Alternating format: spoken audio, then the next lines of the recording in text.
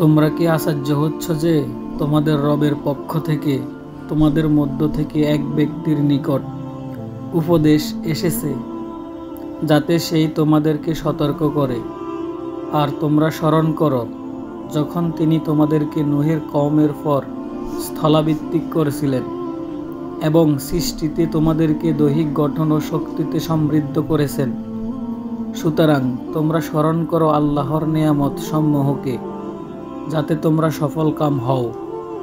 তারা বলল, তুমি কি আমাদের নিকট এই জন্য এসেছ যে আমরা এক আল্লাহর ইবাদত করি এবং ত্যাগ করি আমাদের পিতৃপুরুষগণ যার ইবাদত করত। সুতরাং তুমি আমাদেরকে যে ওয়াদা দিচ্ছ তা আমাদের কাছে নিয়ে এসো, যদি তুমি সত্যবাদী হও।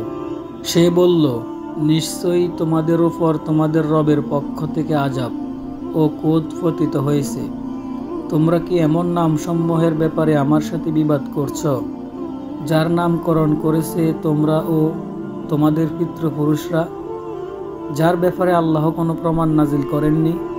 সুতরাং তোমরা অপেক্ষা করো, আমিও তোমাদের জন্য অপেক্ষা করছি। অতঃপর আমি তাকে ও তার সাথে যারা ছিল তাদেরকে আমার পক্ষ থেকে রহমত দ্বারা রক্ষা করেছি এবং তাদের মূল কেটে দিয়েছি, যারা আমার আয়াতসমূহ অস্বীকার করেছিল আর তারা মুমিন ছিল না। আর সামুদের নিকট প্রেরণ করেছি তাদের ভাই সালিহকে।